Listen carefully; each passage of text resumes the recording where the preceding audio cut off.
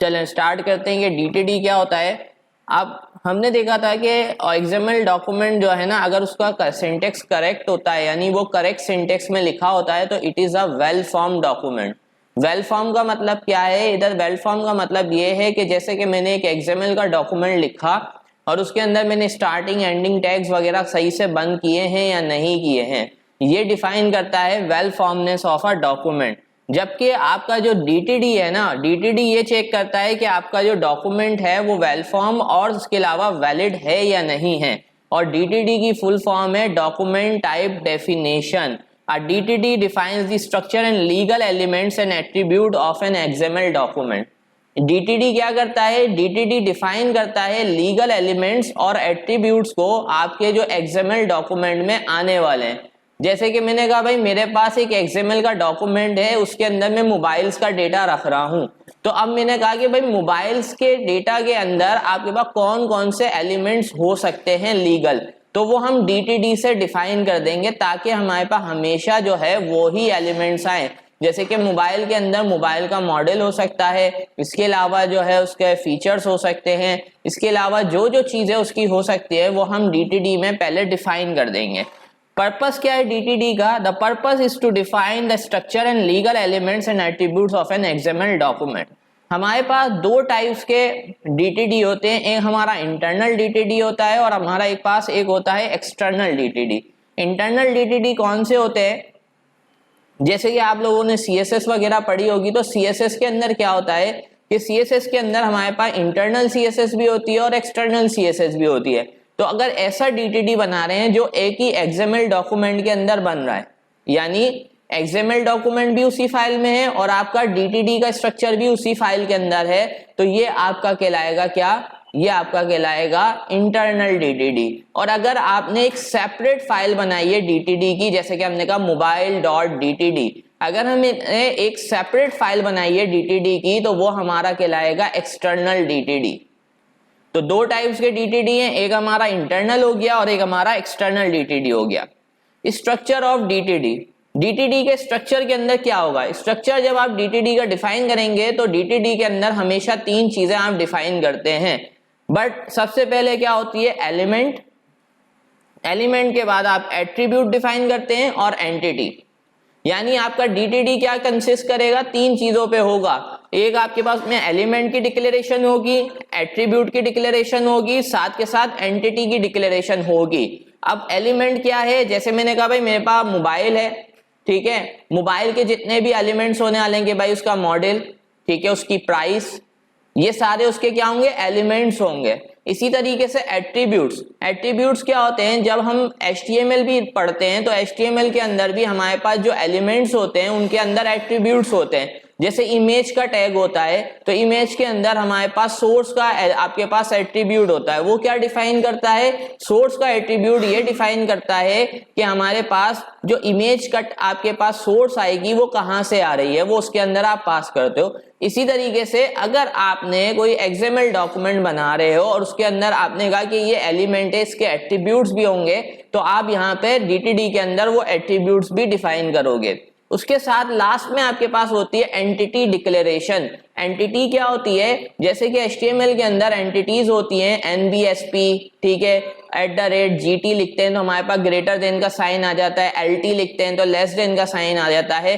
तो हम अपने DTD में एंटिटीज को भी डिफाइन कर सकते हैं। एंटिटीज को डिफाइन करेंगे और फिर उसको हम XML में कॉल करेंगे। जब हम उसको XML में कॉल करेंगे तो होगा ये कि हमारे पास वो जो हमने एंटिटी में कोड लिखा होगा वो उसकी जगह रिप्लेस हो जाएगा।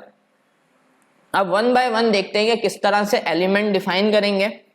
तो एलिमेंट डिफाइन करने का सिंटेक्स ये है कि आप सबसे पहले लिखेंगे ग्रेटर देन का सिंबल, एक्सक्लेमेशन साइन, उसके बाद एलिमेंट। देखें ये केस सेंसिटिव है, तो जब भी आप एलिमेंट डिफाइन कर रहे हैं तो एलिमेंट जो है वो कैपिटल में आएगा। किसमें आएगा?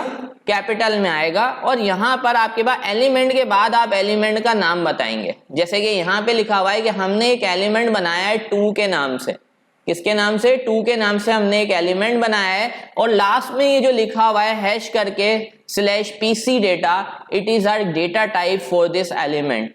DTD के अंदर हमारे पास दो डेटा टाइप्स होती है, एक आपके पास पार्स करेक्टर डेटा टाइप होती है और एक आपके पास करेक्टर डेटा टाइप होती है। इन दोनों के अलावा हमारे पास डेटा टाइप्स नहीं होती। तो एलिमेंट आपको डिफाइन करना है तो एलिमेंट आप इस तरह से डिफाइन करेंगे।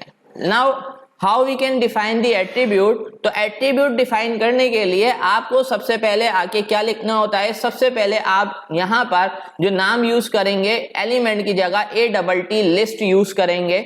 उसके बाद आप वो एलिमेंट का नाम बताएंगे जिसके लिए आप क्या बना रहे हैं, आप जिसके लिए एट्रीब्यूट डिफाइन कर रहे हैं। तो मैंने कहा भाई मेरे पास ऊपर एलिमेंट के मॉडल का एलिमेंट कोई बना हुआ है और उसके लिए मैं क्या बना रहा हूं, एट्रीब्यूट बना रहा हूं। मॉडल के बाद जो लिखा हुआ है टाइप, ये एक्चुअल में एट्रीब्यूट बन रहा है। ये क्या है, एट्रीब्यूट, यानी मॉडल के एलिमेंट के लिए टाइप का एट्रीब्यूट डिफाइन कर रहे हैं। उसकी डेटा टाइप सी डेटा रखी है और उसकी डिफॉल्ट वैल्यू रखी है कैमरा। डिफॉल्ट वैल्यू क्या रखी है, कैमरा, यहां पर हमने डिफॉल्ट वैल्यू रख दी है। उसके बाद आते हैं कि एंटिटी क्या है। हमने यहाँ पर डिफाइन की है एक एंटिटी। अब देखो यहाँ पे सिंटेक्स तकरीबन सेम है, बस वहां पर एंटिटी आ गया, ATT लिस्ट आ गया जब एट्रीब्यूट बनाता था, जब एलिमेंट बनाना था तो हमने एलिमेंट लिख दिया। अब यहाँ पे राइटर लिखा हुआ है तो ये आपने एंटिटी का नाम डिफाइन किया है। किसका नाम रखा है, ये एंटिटी का। और उसके बाद आपने लिखा है कि जब हम इस एंटिटी को कॉल करेंगे तो एक्चुअल में इसकी जगह क्या लिखा हुआ आएगा, राइटर डोनाल्ड डक। क्या लिखा हुआ आएगा, राइटर डोनाल्ड डक लिखा हुआ आएगा। तो आपके जो भी DTD होंगे उस DTD के अंदर आप क्या करेंगे, इस तरह से DTD को डिफाइन करेंगे। DTD में कितनी चीजें थी, तीन चीजें, एलिमेंट, एट्रीब्यूट एंड आपके पास लास्ट में एंटिटी। अब एक एग्जाम्पल की तरफ आते हैं कि ये एक छोटा सा एक DTD लिखा हुआ है। ये क्या है, DTD लिखा है। अभी हमने इसका XML डॉक्यूमेंट नहीं लिखा है, तो ये हमने एक DTD लिखा है, ठीक है। और इस DTD के अंदर सबसे पहले हमने डॉक टाइप, उसके अंदर इसका नाम रखा है मेल, और यहां पर आके एलिमेंट के अंदर हमने मेल का एलिमेंट बनाया है। देखो मैंने आपको बताया था कि XML के डॉक्यूमेंट के अंदर एक लाजमी रूट एलिमेंट होता है। क्या होता है, रूट एलिमेंट। बाकी सारे एलिमेंट किसके अंदर आएंगे, उस एलिमेंट के अंदर आएंगे। तो हमने यहाँ पे सबसे पहले एक एलिमेंट बनाया है, उसका नाम हमने क्या रखा है, मेल। लेकिन यहाँ पे हमने मेल के अंदर कितने एलिमेंट डिफाइन किए हैं, 2 फ्रॉम हेडिंग बॉडी, यानी हमने 4 और एलिमेंट डिफाइन किए हैं। और वो किसके अंदर डिफाइन किए हैं, मेल के अंदर। तो हमारा मेल जो है वो यहाँ पर क्या हो गया, हमारा रूट एलिमेंट हो गया। तो हमारा रूट एलिमेंट क्या हो गया, मेल हो गया। और उसके अंदर अब हमने 1 बाय 1 ये जो एलिमेंट यहां पर लिखे हैं उनको डिफाइन किया है। मैंने कहा भाई मेरा पहला एलिमेंट है 2, उसके बाद मेरा एक एलिमेंट है फ्रॉम, उसके बाद मेरे पास एक एलिमेंट है हेडिंग, और उसके बाद मेरे पास एक एलिमेंट क्या है, बॉडी।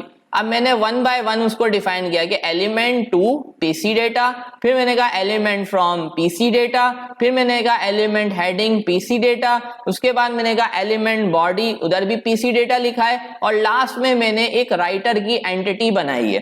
तो ये मेरा क्या हो गया, ये मैंने DTD बना लिया। अब इस DTD को चेक कैसे करेंगे, देखिए चेक करने का तरीका यह है कि आप ऑनलाइन भी इसको चेक कर सकते हैं। जैसे कि मैं यहाँ से इसको कॉपी करूंगा और गूगल क्रोम ओपन करता हूं, तो हम यहां से गूगल क्रोम को ओपन करते हैं और मैं यहां पर आके लिखूंगा DTD वैलिडेटर ऑनलाइन, ठीक है। और हमारे पास ये एक वेबसाइट आ रही है, इस वेबसाइट को ओपन करेंगे और इस वेबसाइट के अंदर आकर हम क्या करने वाले हैं, हमारा DTD कॉपी कर देंगे। तो मैं यहाँ से ये थोड़ी सी चेंजेस, ये जो क्योंकि डॉट आ रहे हैं इसके अंदर, ये रिमूव कर लेता हूँ वरना मेरे पास एरर देगा ये। तो देखो मैंने एलिमेंट्स डिफाइन किए हैं 1 बाय 1 और ये हमारे पास एलिमेंट आ गया। यहाँ से इन एलिमेंट्स को हम फिर यूज करेंगे।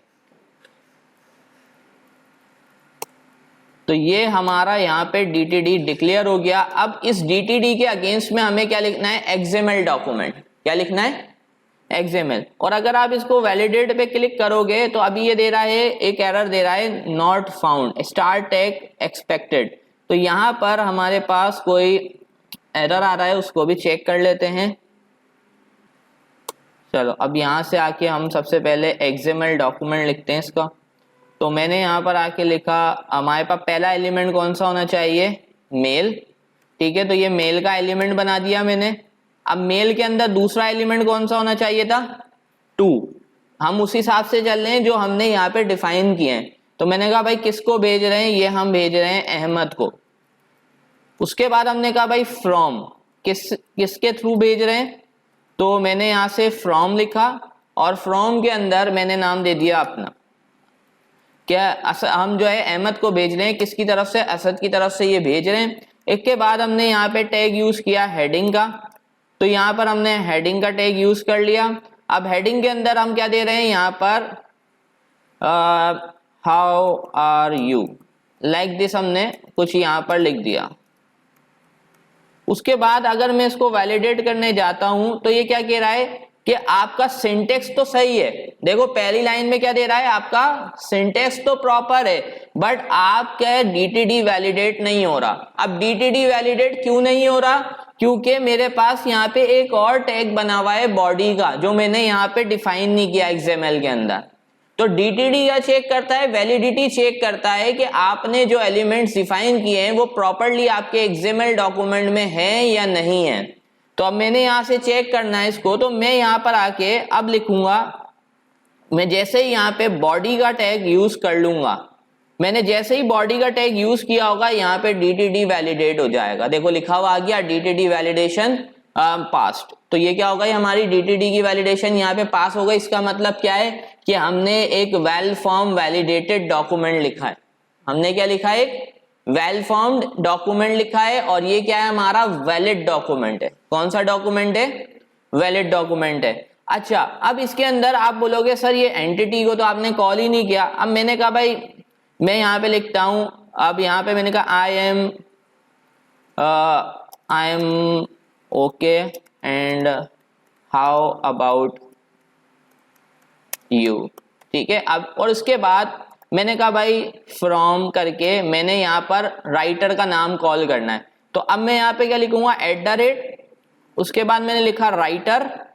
अब राइटर क्या था, मेरी एंटिटी का नाम था। देखो राइटर किसका नाम था, यहाँ पे मेरे एंटिटी का नाम था। इसको मैं एक दफा वैलिडेट करता हूं तो मेरा डॉक्यूमेंट अभी भी वैलिडेट है, मेरा डॉक्यूमेंट अभी भी वैलिडेटेड है। अब मुझे क्या करना है, मुझे अगर इसका रिजल्ट देखना है, ठीक है, तो मैं क्या करूंगा, यहां पर आऊंगा, एक डॉक्यूमेंट बना लेता हूं और इसको मैं सेव कर देता हूं। यहां पर आके डेस्कटॉप के ऊपर मैं इस फाइल को सेव कर रहा हूं और मैंने कहा mail.xml, यानी ये फाइल मैंने किस नाम से बना ली, mail.xml के नाम से बना ली। और अब इस वेबसाइट, इस वाली जो हमारे पास mail.xml की फाइल आई है, इसको हम ओपन कर लेते हैं यहां से